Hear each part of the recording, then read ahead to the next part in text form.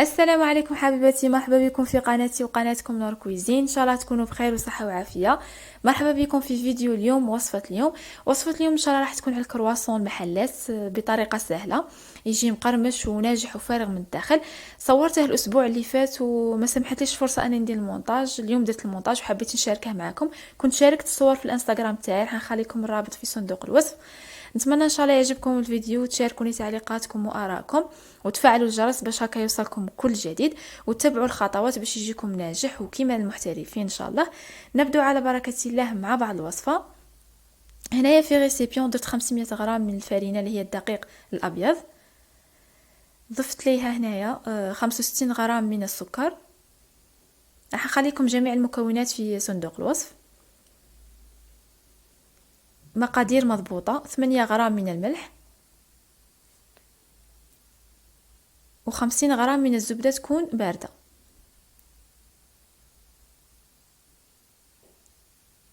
هنايا ما درتش بالبيترا، درت فقط باليد. الناس اللي عندها البيترا تخدم بالبيترا، يسهل ليها الخدمة ويساعدها في العجن. نخلي الريسيبيون جانبا ونجيب المواد السائلة. عندي 150 مليلتر حليب و150 مليلتر من الماء، و10 غرام من الخميرة الفورية. نضيف هنا الماء ونزيد له الحليب والخميرة ونخلط ونخليه جانبا 5 دقائق.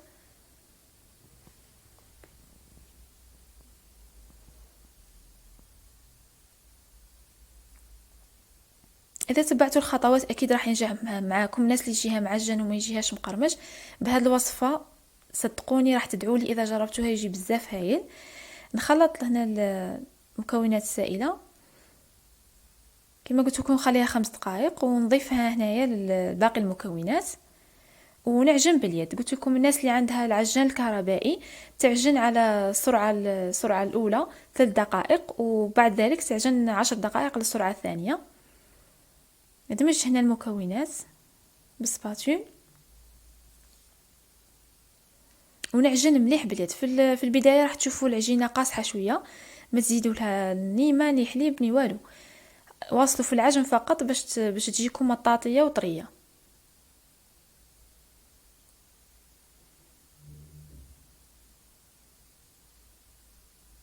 كل ما عجنتوه احسن، راح تتحصلوا على نتيجه هايله بزاف. هنايا في كل مرحله كنت ندي قطعه من العجين ونسيي اذا العجينه راهي تتقطع ولا لا. ما لازمش العجينه تتقطع، لازم تكون مطاطيه وطريه. في اخر مرحله هنايا راكم تشوفوا زدت شويه دلكت. هنايا نديرها نبسطها في كيس بلاستيكي او ساك كونجيلاسيون ونثقبه وندخلها للثلاجه ليله كامله. يعني كل ما ارتاحت كل ما احسن. هنا بالنسبه للزبده عندي 250 غرام زبده توريق. نبسطها هنايا في ساك كونجيلاسيون بطول 26 سنتيمتر والعرض 15 سنتيمتر. ما لازمش تكون بارده بزاف باش تساعدكم هكا كي تبسطوها.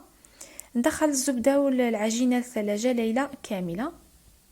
هنايا بعد مرور ليله كامله نحطهم على سطح العمل 10 دقائق هكا باش تطرى معايا العجينه وتساعدني في البسط.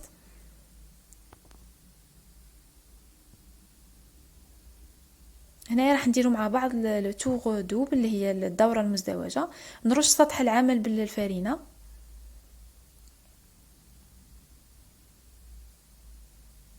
ونبسط. قلت لكم لازم تخلوها شويه تريح على سطح العمل باش تساعدكم في الخدمه. هنايا نبسطها على ارتفاع 4 ملم ونحط هنايا الزبده في المنتصف. نلف جهه ونزيد لف جهه ثانيه ونغلق باحكام. نغلق باحكام باش كي نبسطو ما تخرجش الزبده من الجوانب.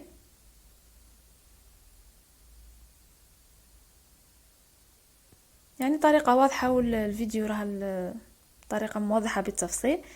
ما حبيتش نكثر عليكم الهضره بزاف. نرش قليل من الفرينه ونبسط بهذا الشكل باش نوزع كامل الزبده على العجين.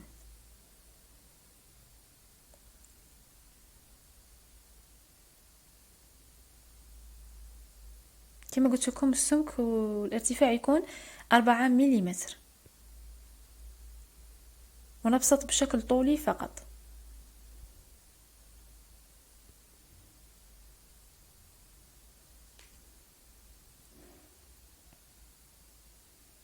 طريقة سهلة وناجحة، فيها شوية خدمة ولكن تجيكم النتيجة رائعة. الناس اللي تحب الكرواسون مقرمش ومثقب كيما تاع المحلات.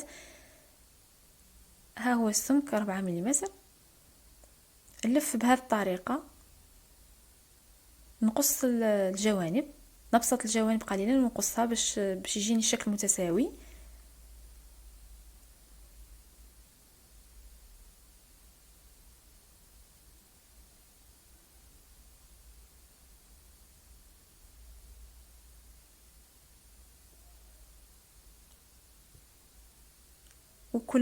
كل ما نبسط نقلع الزوائد تاع الطحين، ونلف بهذا الشكل كما راكم تلاحظوا. نلف قليلا ونجيب الجانب الاخر ونطوي بهذا الشكل.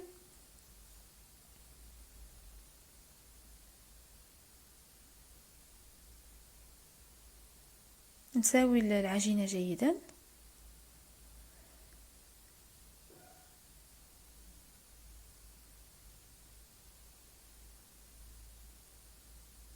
كما راكم تلاحظوا هنا التوريق، نديرها في بلاستيك غذائي وندخلها الثلاجة، عفوا ندخلها المجمد 5 دقائق، ومن بعد ندخلها الثلاجة 15 دقيقة. هنا بعد مرور 20 دقيقة نرش سطح العمل بالفرينة ونبسطها.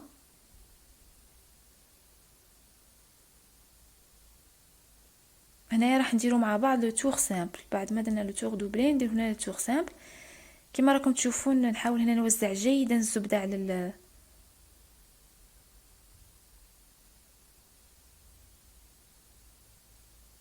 كما قلت لكم نحاول جيدا نبسط هنايا العجينه باش توزع كمية الزبده.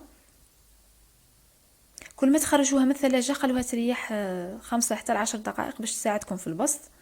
ونزيل دائما هاد ليكسيدون تاع لا فارين.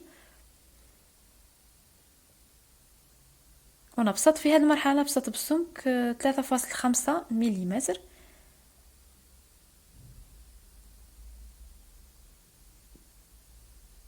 يعني حاولت نقتطع من الفيديو ونسرع الفيديو باش ما يجيكمش طويل، وما حبيتش نكثر عليكم الهضره بزاف. راح نخليكم في صندوق الوصف المقادير وبعض الملاحظات باش ينجح معكم.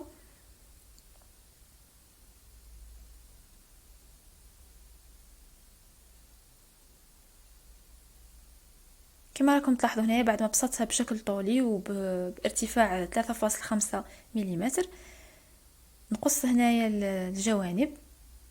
وراح تلاحظوا معايا التوريق. كما راكم تلاحظوا طبقات التوريق وطبقات الزبده. هنايا راح ندير لو تور سامبل، نطويها الى المنتصف.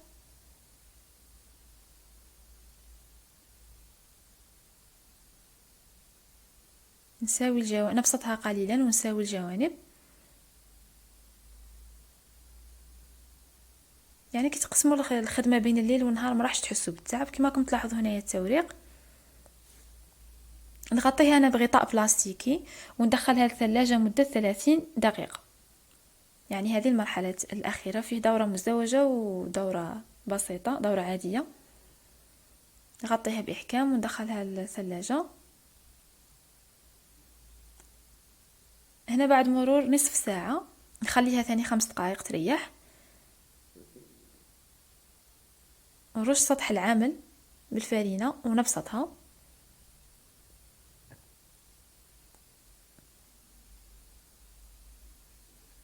نبسطها بشكل من طول والعرض، يعني تبسطوها على الجهتين. هنا ديروا الطول 40 سنتيمتر والعرض 30 سنتيمتر.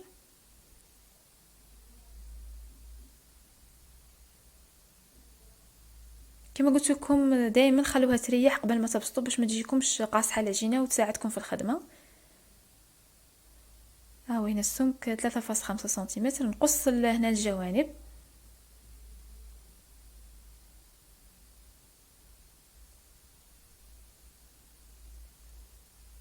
ندير 10 سنتيمتر، نقسم الى 10 كما راكم تلاحظوا.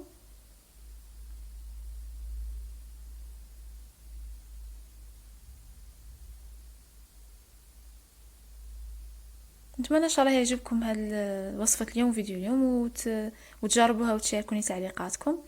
اكيد اذا تتبعتوا الخطوات والنصائح راح ينجح معكم. كما راكم تشوفوا هنا درت مثلثات.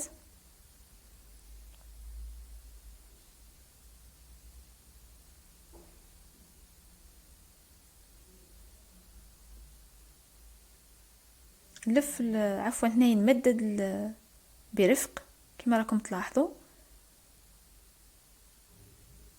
نشكل خط هنا في المنتصف ونلف الكرواسون. كل ما نلف هنايا نزيد نمدد بشكل طولي. راكم تلاحظوا التوريق راه باين. ونواصل يعني مع جميع نواصل بهذه الطريقه مع جميع ما تبقى لي من الكرواسون.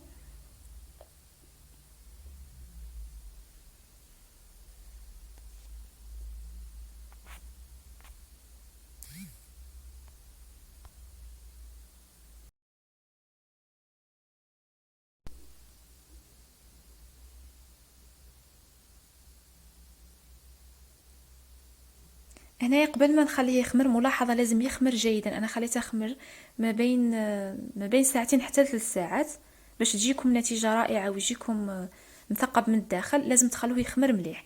هنايا ندهن الوجه بالقليل من الحليب ونخليه في مكان دافئ حتى يضاعف الحجم تاعه. هذه ملاحظه مهمه، وسر نجاح الكرواسون لازم يضاعف مليح كما راكم تلاحظون. هنا التوريق هنايا بعد ما تضاعف جيدا، انا خليتها تقريبا 2.5 ساعات. هنايا بالنسبه للدهن دهنت بصفار بيضاء، زدت لها القليل من العسل وقطرات من الحليب. تقدروا ديروا هنايا الكريمه السائله. وكنت سخنت الفرن مسبقا على 180 درجه، طهي ما بين 15 حتى 18 دقيقه على حسب نوع الفرن اللي عندكم. على 170 درجه. الناس اللي عندها المروحه راح يتحمر لها بشكل رائع ويجي كيما تاع برا. انا شعلت عليه من التحت وحمرته ثاني من الفوق.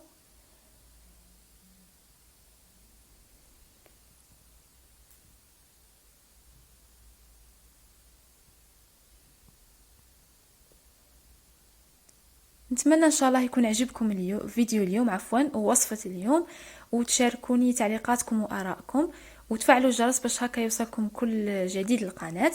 والى اللقاء ان شاء الله في فيديو جديد ووصفة جديدة ان شاء الله. وراح نخليكم رابط الانستغرام وتيك توك